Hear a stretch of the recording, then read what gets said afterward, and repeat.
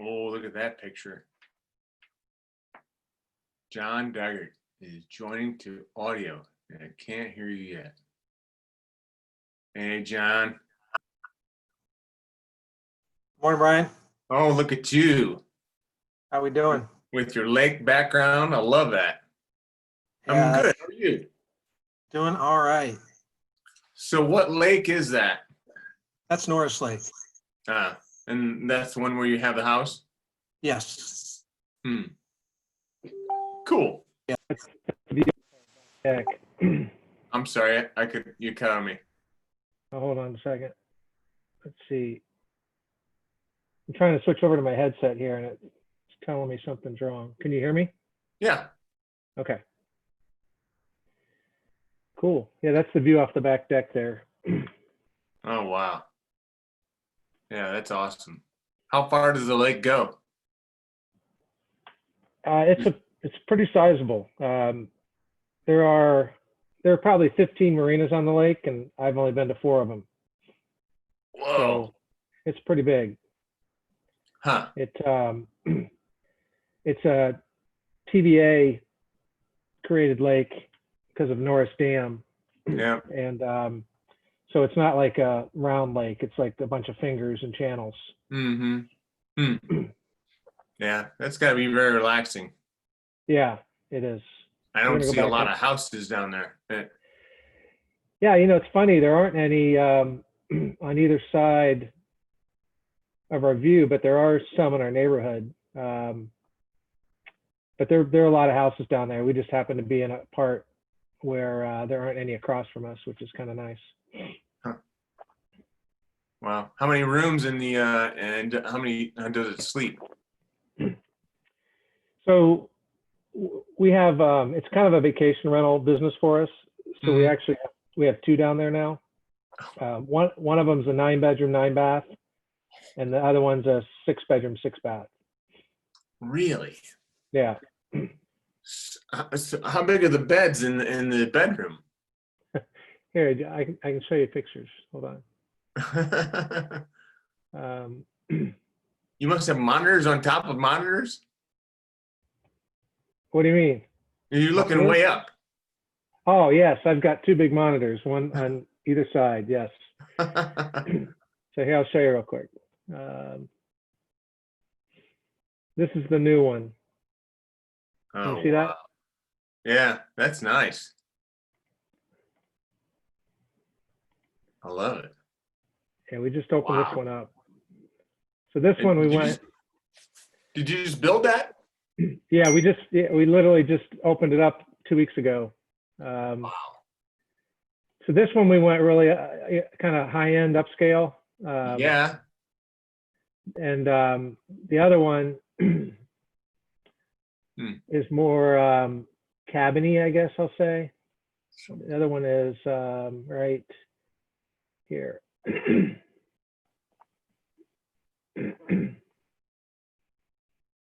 This is the other one. You see that? Yeah. This is the 9-bedroom. So it has a different view back in a cove. Yeah. So. And so when you say 9-bedroom, how big is the bedroom? I mean, is it a bedroom for 2 people or is it just 1 person? There are 3 bedrooms that just have kings. I'll get to one of the bedrooms. And then there are a bunch of bedrooms that have a queen plus a set of bunk beds. Where are the bedrooms? Okay, so there's an example of just a king room. It's not a huge room, just big enough for what you need. And then there's a queen room. And then there's a bunk room, queen bed and a set of bunk beds. Okay. So we'll have a mix of all those types. When's the best time of year to go? We rent those places 10 months out of the year, but I think the best time is in the fall, honestly. But like this one you're looking at right now, we've had that for 5 years, and it'll rent solid from mid-May to mid-August. And then I'll pick up a bunch of long weekends in September, October, and then of course Thanksgiving and Christmas. Mhm. So it does real well. And so how many bookings do you need to make it pay for itself? I need about 8 weeks in the summer to cover all my costs for the year. And that's it. Yeah, Wow. That's huge. yeah. So, and needless to say, I do more than 8 weeks a year. So they've been very profitable. I mean, it's not without work, right? I mean, I spend a couple hours every Saturday morning working on lake house stuff, Yeah. and when we go down there, I have a long to-do list of things I like to knock out. Mhm. So yeah, it's a lot of extra work, but it's something you can definitely do on the side. Wow. Well, that's awesome. Believe it or not, that's not why I wanted to talk to you today, but I could talk about that forever. I mean, we have, and that's in Tennessee. So we're going to be in, how far is that from Nashville? It's about 3.5 hours from Nashville. Okay. Okay. So it's A long, skinny far, state. far west, right? Yeah, we're on the far eastern side. Oh, Yeah, like okay. we're almost to the Virginia border. That's how far east Norris is. We're by Knoxville. Oh, okay. And then to put it in perspective, we are closer to Norris Lake than Memphis is. Hmm. That's how long that state is, right? Wow. Memphis is about 6.5 hours from Norris Lake, and I can get there in 5. Real? Oh, you mean we are right now? We are right now closer to North. Yeah, Columbus is closer to Knoxville than Memphis is. That's awesome. Yeah. Very interesting. Thank you. Thank you for that. I appreciate that. I'm interested. So, before we get started, I wanted to see for time. How much time do you have? I'd only set this up for 20 minutes. Yeah, I can go till 9:30. I've got to be somewhere by 9:45, but that'll give me enough time. So. Okay. Are you still working from home? Yep. Okay. And Yep. so what's the biggest factor in your success? You mean like big picture in general, or in working from home, or like, what's the context of that question? The biggest factor in your success from work in general, your life, Okay. your career. Just in general. Wow. Yeah. I think that I think it all starts with the right attitude. Mm-hmm. And if you have the right attitude and perspective, I think those are probably the two most important things: attitude and perspective. And then, if you're, I think I'm a good learner, and I've been blessed with some intelligence that I've been able to leverage. And I think that I'm not the smartest guy in the room, but I know how to leverage the smart people around me. Mm-hmm. And I know how to take in the information available and make good informed decisions. And all at the same time maintaining that proper perspective and attitude about everything. I think just a combination of all those factors. It's funny. I was telling Allie that we were talking about Hayden, who's doing consulting work for IBM. He's doing analytics stuff. That's and awesome. how he's kind of embarrassed at how much they pay him to do that work, because he loves it, right? He loves what he does. And he's like, why, this isn't fair. Why am I making this much money? And, I told Allie, I said, if you love what you do, you'll never work another day in your life. Right. And I think I've been fortunate to love what I do as well. But I told her, I said, my job's not rocket science at all, by any means. Managing sales teams is, it's not that complex. But what it does take, it takes a combination of probably 4 or 5 factors. And I think attitude and perspective are 2 of those. And if you have all 5 of those and you can apply them correctly, then it makes the job seem, fun and fairly easy, but not everyone can do it. And that's why, certain professions can pay so well. It's supply and demand. So I've been fortunate to have landed in this career, for most of my career, in a position where I think I have a unique combination of, you know, attributes that, you know, aren't, you know, crazy. It's not like I'm a genius or anything. It's just, you know, I've got a good perspective. I got a good attitude. I've got enough intelligence and ability to learn and, you know, stuff like that. So it's, I'm fortunate to have the right combination of just simple attributes. So. So key practice or tactic you keep coming back to would be just learning more, you know, just always learning. Yeah, you know, you got to listen, you got to learn, you got to be always willing to take on a new idea, a new opinion, a new perspective. I think that, you know, I think another thing I do is I'm always willing to admit when I'm wrong or when I've made a mistake, especially with my team. You know, I'll always take the blame if something happens. You know, I'll take the blame instead of having them, you know, have to face that. And I think that earns the respect and trust in my team. So I think that's big as well. Just being humble enough to do that and to you know, protect the people that work for you. I think that's huge as well. Okay. What do you do anything daily? Like a daily practice that you do? No, I really don't. I probably break the mold from that standpoint. In terms of, you know, the Franklin planner set, right? The people that have the, you know, the daily routines, they write down things. I don't. I'm more of a, I guess I'm more of a shoot from the hip kind of guy. I do, you know, I think one of the traps you can fall into is reactive versus proactive. And I won't say I'm not being proactive by not having routines. I am very proactive, but it's much more ad hoc, if that makes sense. You know what I mean? You know, I think certain styles work for certain people, and I probably could benefit from some type of standard daily routine, but I've been much more of a shoot from the hip. You know, I probably the one thing I do, which is very rudimentary, it's the to-do list, right? I write down everything I need to get done. And that kind of keeps me on track. Do you do that first thing in the morning, or you do it the night before? No, I do it. That's more real time. You know, it's more real time. I've got a calendar blotter. That's probably the most old school thing I do. I've got a calendar blotter on my desk.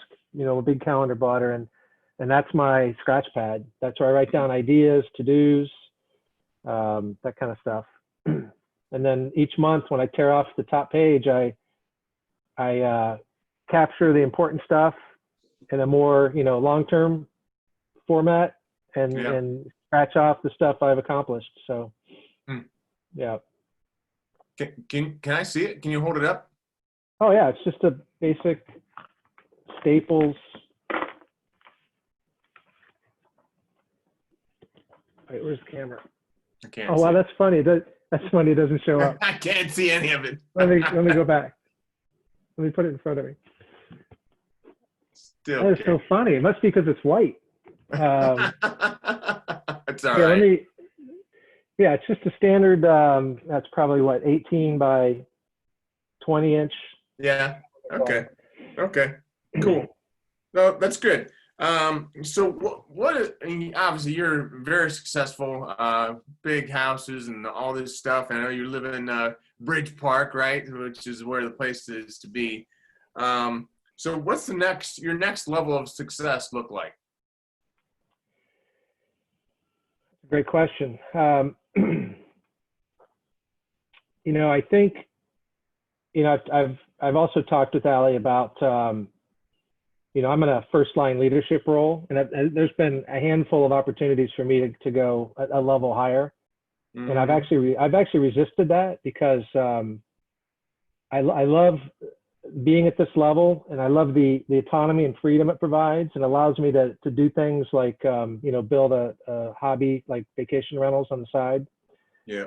And it allows me not to have to travel as much.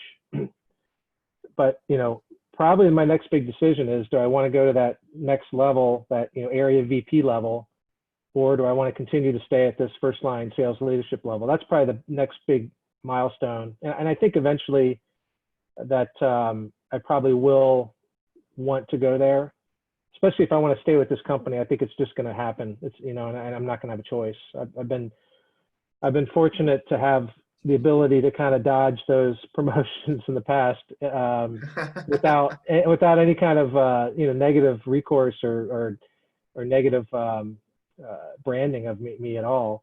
But I think at Cohesity, I think it's gonna happen. So I think that's probably the next step, is up to that area VP level. And then you know, Emma starts college in the fall, so we're officially empty nesters. Yeah. And I think from a personal standpoint, you know, aside from continuing to build our vacation rental business, I'd like to start flying again. That's one of my personal goals. Oh, yeah. So how long has it been since you've flown? Since I left the Navy, 94. No Well, way.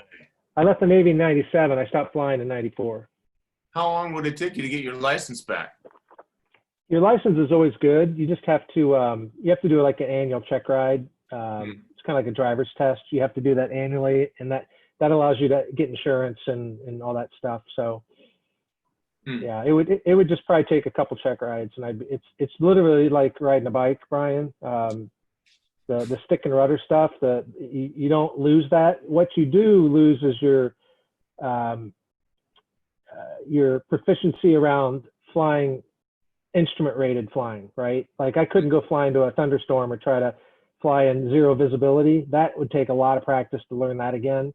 But on a clear day, I could jump in a little Cessna right now and take off and land, no problem. That's awesome. Yeah, there's obviously there's lots of speakers, and some of the speakers are former one's a former Navy pilot. Her name is Carrie Lorenz. Okay. She's phenomenal. She does a really good job of you know, talking about what she's been able to do with you know, the Navy and flying off of aircraft carriers. I mean, that kind of stuff is just amazing. I know you used to do that as well, right? Well, I didn't fly off aircraft carriers. I was a land-based Navy pilot. I flew a submarine hunter. So yeah, so it was a big 4-engine. We had a crew of 12. So it wasn't Top Gun type flying by any means, but it was fun and exciting, and I loved it. So. Oh yeah, I'll bet. No, that's awesome. So what do you do to recharge? You know, I'm an introvert extrovert. Every time I've ever taken one of those tests, I've fallen right in the middle. And Really? yeah, so for me, you know, if I've been heavy introvert, then to recharge, I go find some extrovert activities, and then vice versa, right? But probably you know, most of the time I need to recharge by just being alone. And what I like to do is listen to music. I go out on my terrace or back porch, or, you know, depending on where I'm at.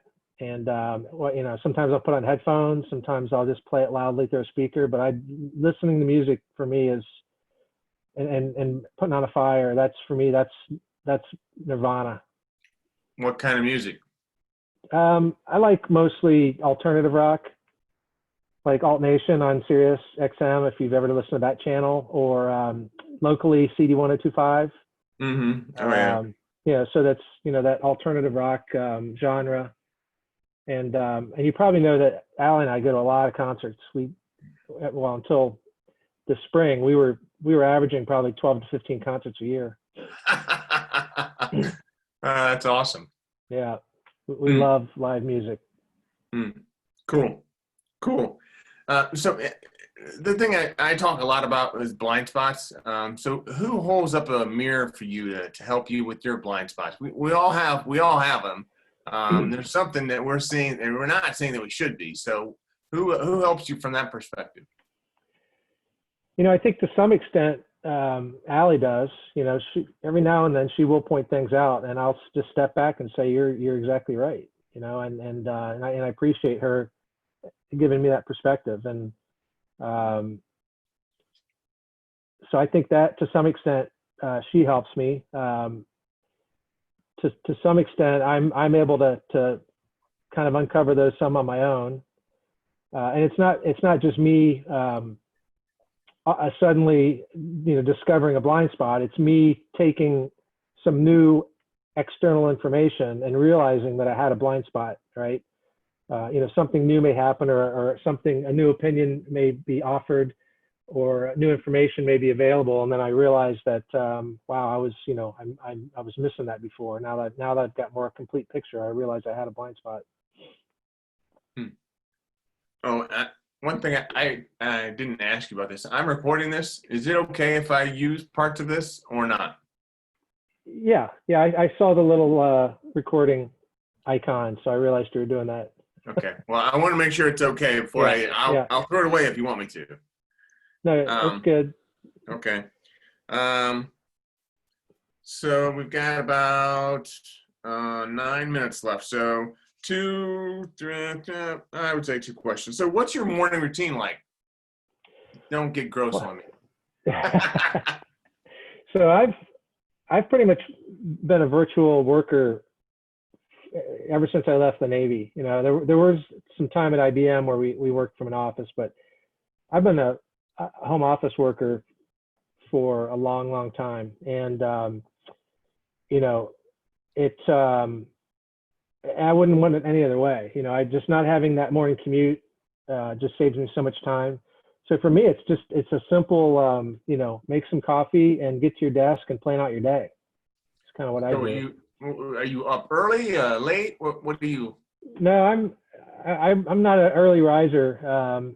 I probably get up between 7 and 7:30 with the goal of being at my desk by 8. Mm. And then, some mornings I do happen to wake up a little earlier and I'll just go ahead and get up. But, I would say that, again, my goal is just to be at my desk by 8, and I can manage to do that when you're working from home. So working from home, being an introvert, extrovert, in the times that we're in now with COVID, I mean, how are you dealing with that? Because obviously, sometimes you want to be able to get out because you've been too much into introvert exercises or whatever. You want to be able to get out and see other people. You can't really do that very well. Right. Yeah. I'm not going to lie. It was very challenging during the true lockdown phase. And, being an introvert extrovert, I could see where, and I could feel myself getting a little depressed during the whole thing. Mm-hmm. So I can imagine that true extroverts were just going crazy, right? I can see where it'd take a really toll on them. But, we did a lot more, just like any company and anyone in my profession, our level of using Zoom video went through the roof. Mm-hmm. So whereas before we never really turned on the video portion, we just used the platform for audio and presentation. Right. And now it's always audio or video on. So I think that helped, right? Yeah. And then, but beyond that, there wasn't, much you could do. We started gathering with some friends of ours on nice days where we'd go in the backyard and we'd have, 5 family pods that were all 10 feet apart. Mm-hmm. And we just put on music and hang out. And so we were doing that, we probably did that 3 or 4 times. That was a lot of fun and really helped. And then we escaped to the lake probably 3 times this spring. Just the immediate family. And sometimes we let our kids bring a friend. That helped too. Yeah. So are you a reader? I'm trying to be more of one, but in general, I've never really been a reader. Right now I'm trying to read Dan Crenshaw's book, Fortitude. Fortitude. Yeah. Do you know who Dan Crenshaw is? No, I don't. He's a ex-Navy SEAL, current congressman from Texas. Mm. And he lost an eye in Afghanistan. Mm. And now he's a congressman who I think will eventually be a presidential candidate. You'll probably, if you watch any of the Republican convention, I bet you he will be one of the keynotes. I'm reading his book right now. And before that I read, I like more like historical fiction or nonfiction is what I like. Like I read a book about the history of bourbon, which was fascinating. It's called Bourbon Empire. Really? Yeah, fascinating stuff. So I like, I love documentaries and books that are kind of like documentaries and stuff like that. But I'd say in general, no, I'm not necessarily a reader. I'd be lucky if I read one book every quarter. Yeah, I'm with you there. There's some days where I'm a voracious reader. I read a lot, and then there's some days that I just I don't. I mean, I'll go for a month or so without reading much at all. So it's just kind of catch can. Yeah. So we got about 5 minutes left. Really, I do appreciate you appreciate you taking the time and being on with me. I do want to say that I'm sorry to hear about your dad. I know that was a tough thing you went through. And I went through that 5 years ago with my dad. But yeah, I tell people I lost my dad many, many years ago. Probably 7 or 8 years ago is when I lost him. And going to visit him was terrible because he didn't know who I was and couldn't have a conversation with him. And so he's in a much better place now. Yeah. Well, that's true. A lot of people at NSA, National Speakers Association, we thought a lot about your dad, and I know they sent something to the funeral home, but Appreciate that. Yeah. Yeah, and it's funny. Even though he, didn't recognize us, he was still like kind of the life of the party at the memory care facility. I mean, he would walk up and down the halls just singing. And the staff loved him. I mean, it was funny. He was just, he's still full of life even up to the end. What memory care facility did he go to? Hilliard, they're on Truman. Oh, okay. Yeah, that's a good facility. They did a good job. They're called Darby Glen or something like that. I think it's called Hilliard Assisted Living and Memory Care. Oh, okay. It's just past the Home Depot and the Target. Oh, okay. Okay. You can see it. You can see it from 270 if you're driving down 270. Yeah. Well, yeah. I'm glad he's in a better place. So, not an easy thing to go through, though. So, any of your kids' college going to be disrupted? Miami just announced they're going to have kids on campus, but it's going to be a hybrid model. Same thing with OSU, guys. So Colin's still at Ohio State. He's going to be a junior. Jess is actually going to be taking a master's course, but it's online.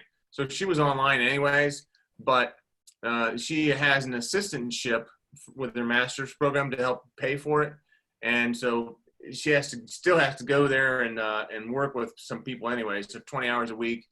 But I don't think it'll affect her too much. Grant actually just graduated with his master's in architecture back in May, so he's done. He's in Cincinnati. Right. Okay. Where does Hayden live now? He's in Columbus. Oh. He lives down in the short north. Oh, wow. Yeah. That's awesome. Yeah. And then Jackson, his start date got pushed back from July to October, but he'll be working in Cleveland starting this fall. Oh, really? Who's he working for? It's a small niche consulting firm called Insight to Profit. And what they do is they go into mostly small to medium-sized businesses and help them maximize their profit margins through correct pricing and using analytics for pricing and trying to control cost of goods and stuff like that. So most of their work comes from private equity, because private equity will buy up companies and try to make them more profitable and then spin them off. Sure. So private equity loves this company because what they do is they hire them immediately to go in and try to fix these companies that they buy. So he'll be doing that. Well, that's awesome. And what's Emma taking at Miami? She's going to do analytics and retail. She wants to work in analytics in the retail industry, which I think is beautiful. I think it's a great combination. And they're all in analytics. Pretty much. Yeah. That's awesome. That's funny. Yeah. I tried to get them to go the finance route, but they didn't like finance. So I said, my second recommendation was analytics, and that stuck. So cool. How's Allie? She's great. Yeah. Good. She's great. Yeah, I will. Yeah, we've been very busy this spring because setting up these houses isn't easy. I mean, we were down there for 2 weeks, and it took us all of 2 weeks to get this house ready to go. And so she's been a great help with that. So it's been fun. Yeah, they're beautiful places. I love them. Thank I you. don't know if I'll ever be able to afford one, but it'd be pretty nice. Well, if you guys ever want to get away, before Memorial Day and after Labor Day, I can be real flexible on the rates for you guys and give you a friends and family deal. So Before Labor Day, no. before Memorial, after Day, Labor. Yeah. Labor Day. Yeah. So basically, outside of the prime season, I can be real Yeah. flexible. If you guys ever want to do a long weekend or something. Okay.